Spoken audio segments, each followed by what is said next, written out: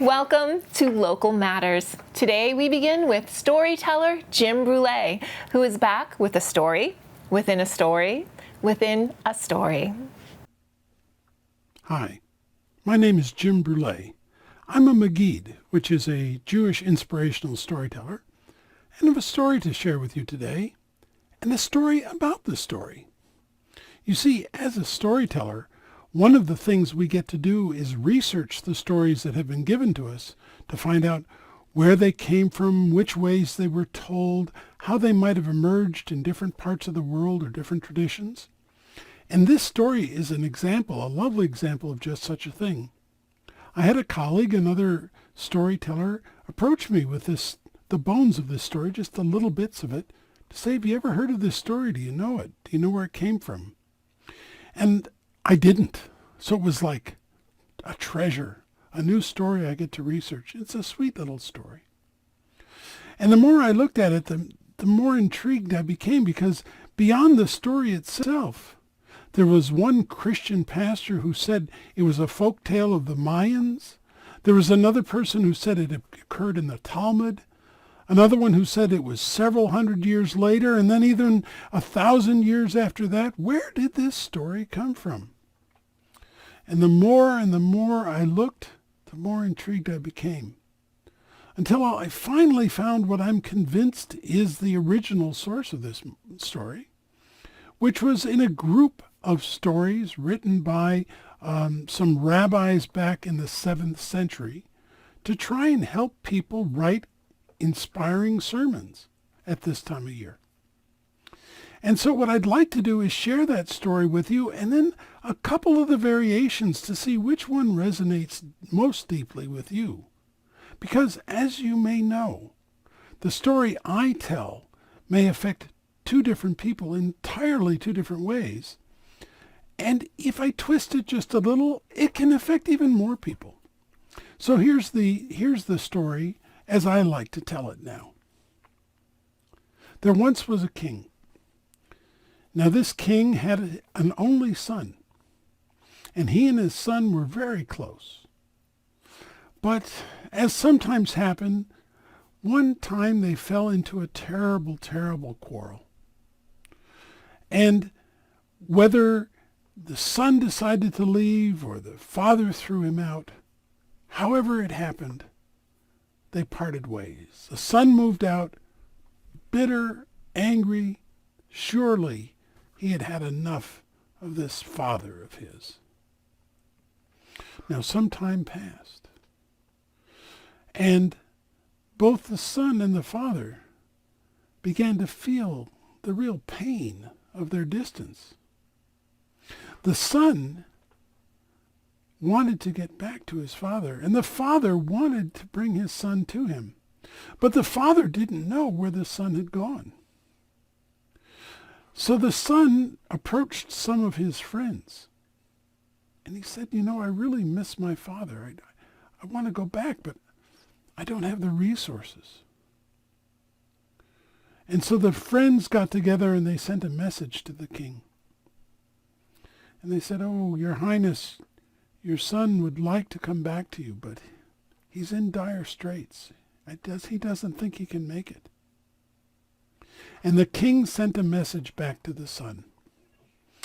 And the message said, "Come to me, my son, as far as you can, and I will meet you there." Short, sweet story. But it makes you wonder of all the different ways it could have, and in some cases was told. You see, in one version of the story, it's the father who exiles the son and just throws him out, for reasons we don't come to understand. Likewise, another version has the son storming out against the king's wishes. The third version is the version I told you, where they quarrel. There's more variations. In one case, it's the king, the father, who wants his son to come back. His son doesn't want to have anything to do with him, so the king sends ministers to try to entice him back. Another version, the son wants to come, but he doesn't have the resources, and the king doesn't even know. Closer to what I told you. And there are still other versions. There's one version where he went a very long distance, and so he was lost. Another version where he didn't go hardly any distance at all, but he stayed away for a long time. Shut the door, as you will. So think about it. As we look to this world that's filled with so much trouble, and we look for some support, where do we turn? If we turn to the notion of God or Spirit or Creator, how do we reach that force? And do we have to do all the work ourselves? Or will God meet us as far as we can go? There's an old saying in Buddhism that for every step you take towards the Buddha takes 2 towards you. There's a similar story in Islam where the line is, when you're lost, go out in the field and I'll meet you there. So I invite you to think about, where do you draw your source of strength? And imagine that as something that is actually interested in you and actually loves you and is ready to come and meet you wherever you are. Thanks for listening. Lots to think about there. And Jim, I love your celestial suspenders. To see more storytelling from Jim Brule, check out his YouTube page. Habitat for Humanity of Greater Plymouth has joined forces with Chef Andrew Rivera-Myers of The Artisan Pig in their first ever virtual cooking show fundraiser. Learn how to make a delicious summer entree, get beer and wine pairing advice, door prizes, and a Q&A with the chef. They turn on the heat on August 26th from 7 to 8:30 p.m. Visit the Habitat link on givebutter.com to register. As you fill your home with the smell of delicious food, you'll also fill your heart with the knowledge that the proceeds from your ticket will go toward the final stages of construction on 3 beautiful homes in Plymouth. 3 families, 2 veterans, and 7 children are eager to move in this fall. Let's make it happen for them. It's time to think about going back to college. Senior College. Bridgewater State University's Senior College offers courses for mature learners. That's 50 years and up. For a single registration fee, you'll have access to dozens of this fall's virtual 4-week courses. For course descriptions and schedules, visit the Bridgewater State website. Seniors in the Kingston community are welcome to a free Zoom information session on Thursday, September 3rd at 1 p.m. Learn in a relaxed environment of peers among leading scholars and experts, and expand your thoughts and creativity. With world travel something most of us can only dream about right now, we thought we'd share a new piece by our own Max Berger. Last fall, Max took a trip out of the country and out of his comfort zone. Watch.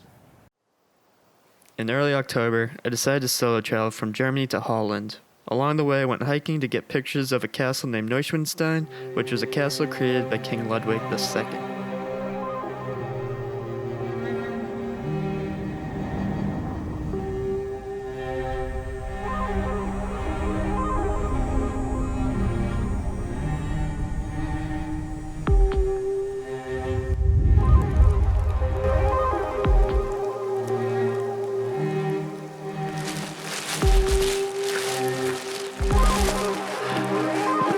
Things to do for a photo, it's gonna be totally worth it though.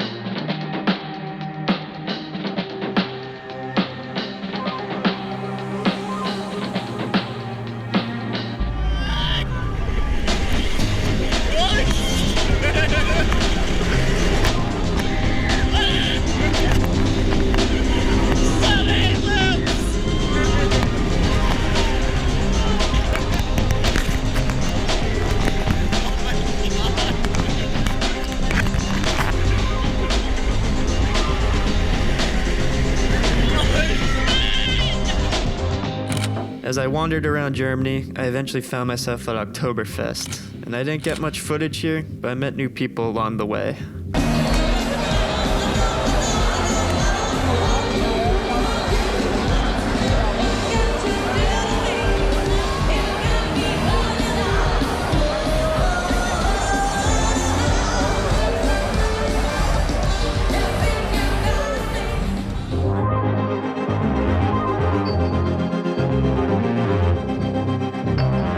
I finished my trip in Holland, taking pictures and eating my way through the country.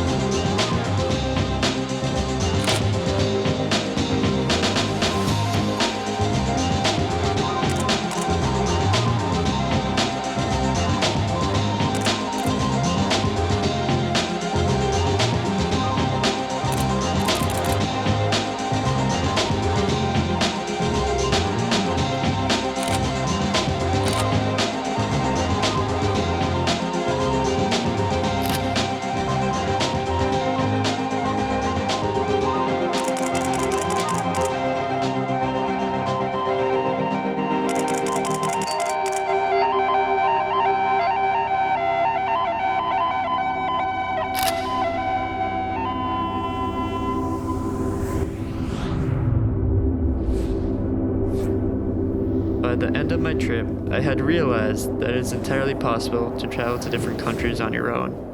It's just something that needs to be a top priority.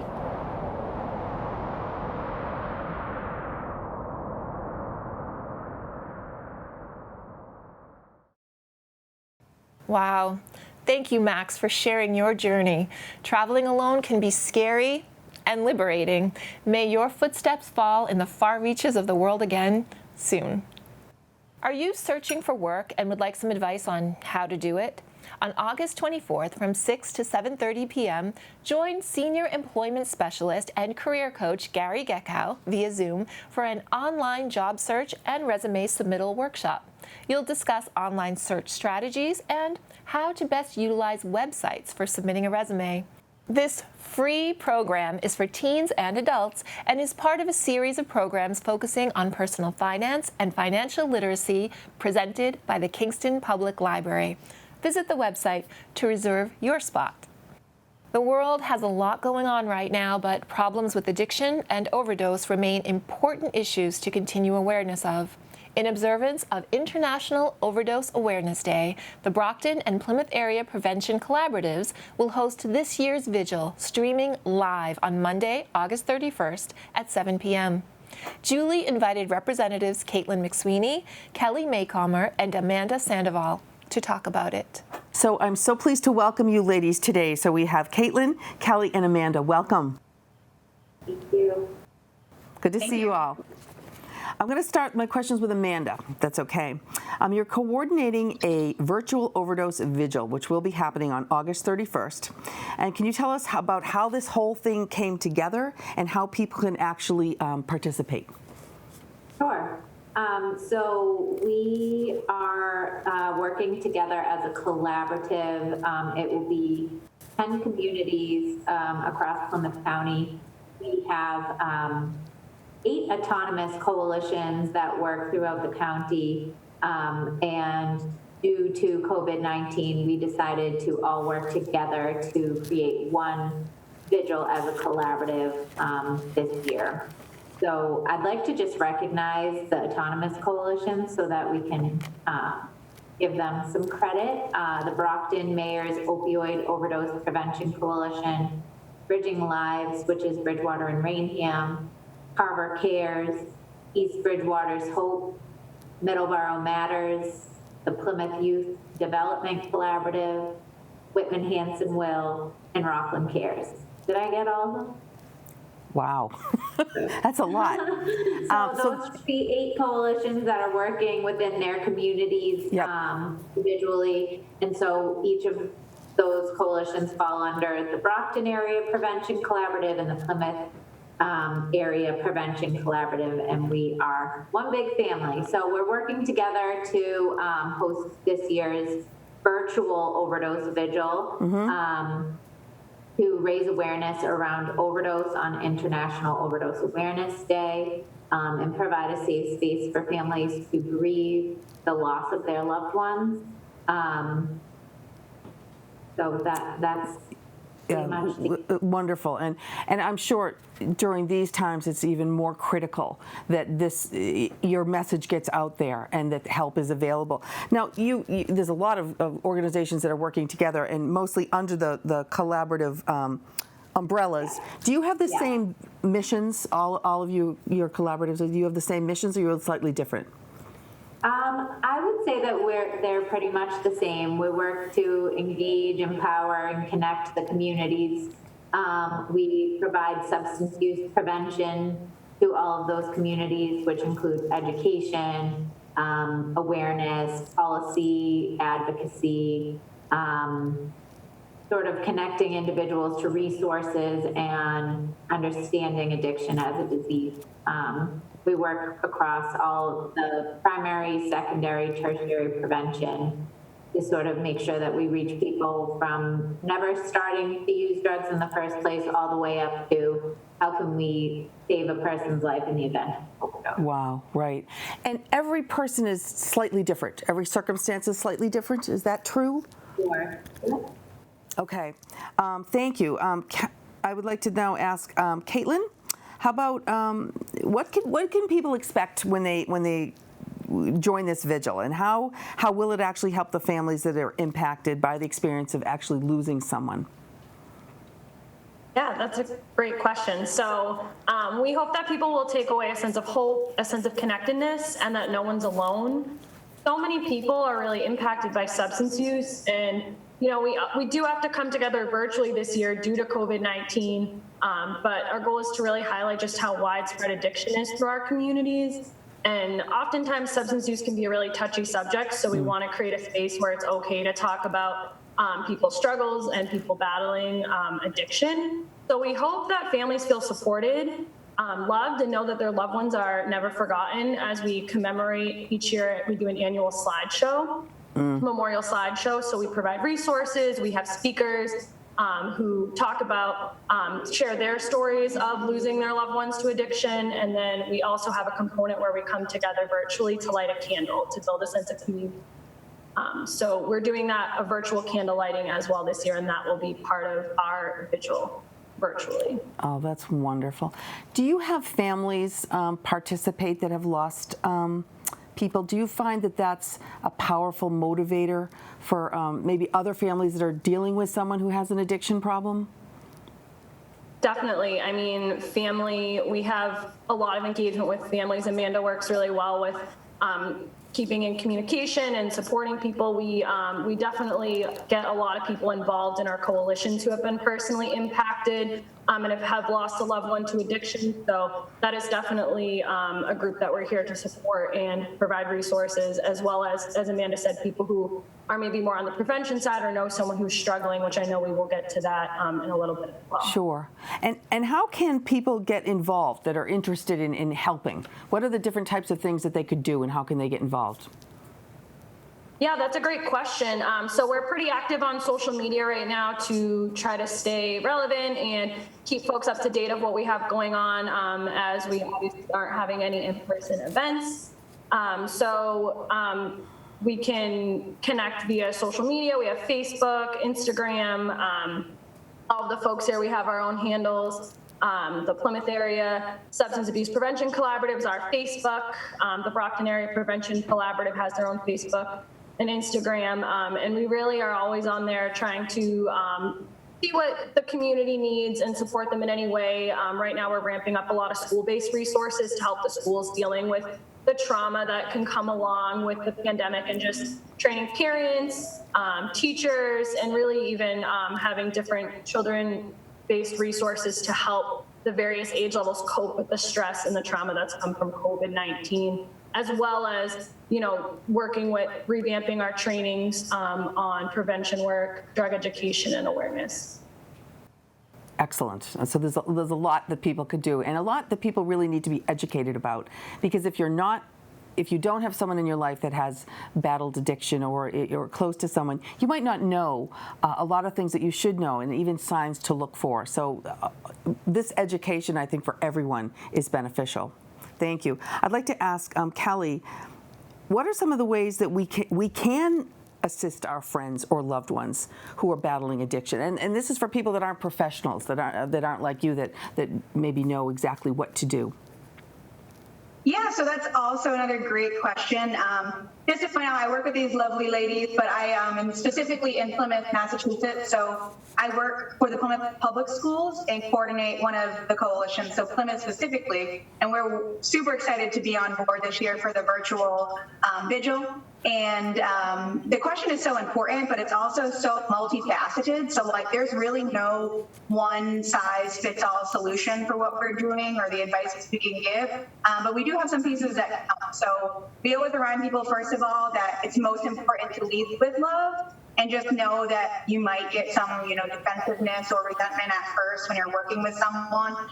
But just continuing to be there and be supportive is super important. And then also just reminding people to make sure you're finding support for yourself too, because we know that this just isn't a individual disease, it's a family disease that impacts friends and families, and really everyone around that person. So specifically in Plymouth, you can always reach out to PYDC and we can help lead you to the right resource. There's so many great resources in the Plymouth area.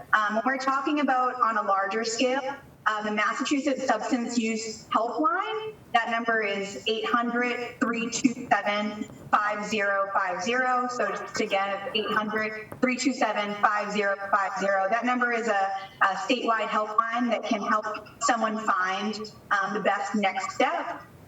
We also have interface referral services, which is local to Plymouth. It's a free service for people to call in for mental health support. So you'll get a referral specialist that will be able to guide you in the right path to receive mental health treatment. And then we also work closely with Learn to Cope, which is a nonprofit that offers support to parents and family members of people that are struggling, which is a great resource. And recently, we released a training video that you can find on our social media or our website that really just guides someone along in the process of how to help. So those are some places people can start. And I think that what you said in the end is really so important, the training video, because there's so much that you would know automatically what to do, what to say, where to send someone, but most people they're at a loss for what do I do now, what do I do next, and people don't want to do the wrong thing. So I think that's wonderful that you have that available, because we just don't know if we're not around this a lot. So final takeaways for this, Amanda, let's go to you, and what would you say to people about why it's really important to take part in this vigil? Well, I think there's a lot of reasons why it's important, but I think with addiction comes stigma. People feel ashamed to talk about it, whether it be they themselves are struggling, or like Kelly mentioned, the family feels ashamed. And the more that we talk about this issue, the more people are going to feel comfortable to reach out for help and get the help that they need and essentially save a life. So along with the shame, people don't really feel comfortable outwardly grieving the loss of their loved one if they've lost someone to an overdose. And this space really provides families with a safe, welcoming place to grieve that loved one that they've lost. Yeah, wonderful. Absolutely. Caitlin, what would you tell people about why it's really important to participate in this vigil? Yeah, I would also echo Amanda's point in that I think that sense of community and support is so important, especially right now where it can be really hard to feel connected. It can feel really isolating. Like, we want people to feel connected and feel like they have somebody that they can talk to and, know where to get resources, know where to go for help and support. And I think having this vigil, having this space really does create that sense of community and connectedness that will continue on, throughout that vigil and further and build those community connections. And that's really what, coalition work is about at the end of the day, building that community, building a sense of trust, building supports.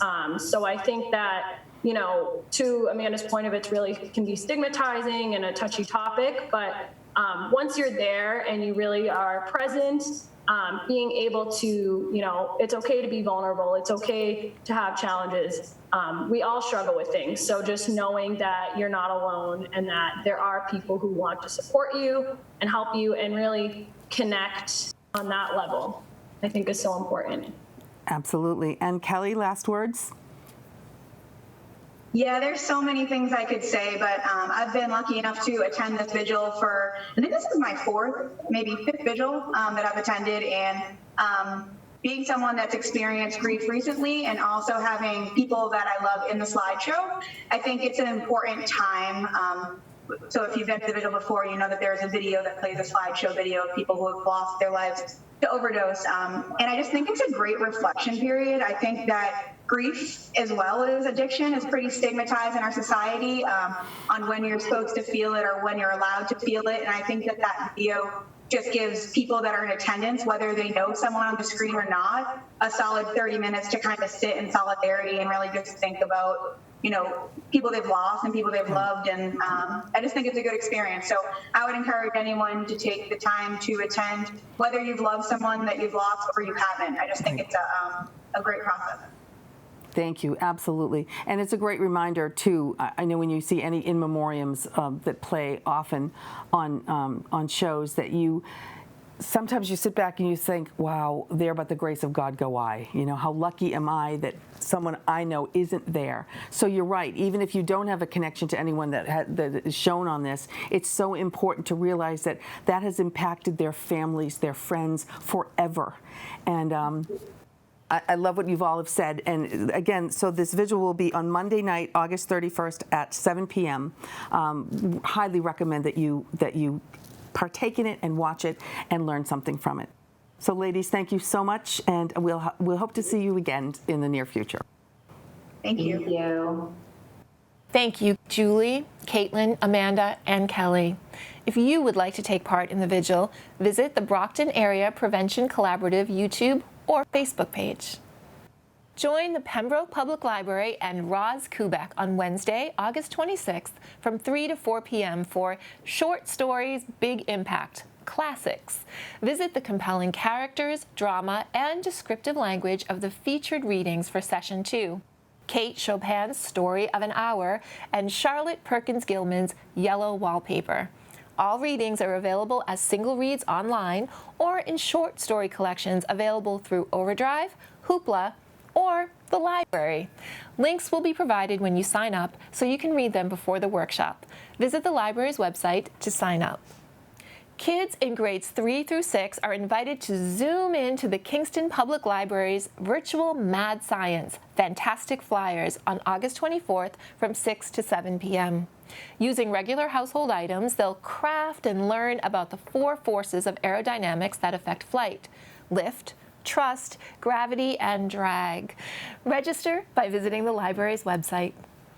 The saying, anyone who thinks small things can't affect you has never spent the night in a room with a mosquito, is true. They can be not only annoying, but also carry diseases like malaria. So, should we engineer the mosquito? Join the Museum of Science Boston for a virtual forum discussing exactly that on August 26th from 6:30 to 8 p.m.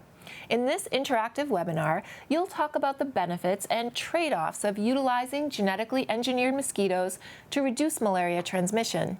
Participants will learn about genetic engineering and the related ethical and societal dimensions, consider different viewpoints, and share your opinions about whether and how to release genetically engineered mosquitoes in Mombasa, Kenya. This program is intended for ages 18 and up. Visit the Museum of Science Facebook page to learn more and to register. Erica is here with an In the Schools update. After Education Commissioner Jeffrey Riley announced that graduation ceremonies could be held outdoors starting July 19th with special safety standards in place, both Silver Lake Regional High School and Pembroke High School decided to hold their graduations early August. With a specific amount of people allowed to observe, all attendees, except for children under the age of 2, were required to wear masks, stay within 6 feet of another family, and remain seated until the final remarks were made. The graduations were live on Comcast 14 and Verizon 41 and on PAC TV's YouTube video share. For parents and family members who missed it or would like to watch it again, both graduations are available to download at pactv.org/video on demand until the middle of September. They are also available for replays on Comcast 14 and Verizon 41. And again, congratulations to the class of 2020. Moving forward into the school year, these educational segments will be geared towards ways parents and students can navigate through the upcoming fall semester. This is going to be something we are unfamiliar with, but whether you are choosing a hybrid model or continuing with remote learning, we will do our best to keep you informed. Elizabeth, back to you. Thank you, Erica, and thank you for watching this episode of Local Matters, which is a production of the local scene of PAC TV. Visit our website at pactv.org/local scene for a complete list of resources mentioned in this show. Follow us on Instagram and like us on Facebook to keep updated on the ways that we have got you covered. From all of us at PAC TV, have a happy and safe week. We'll see you next time.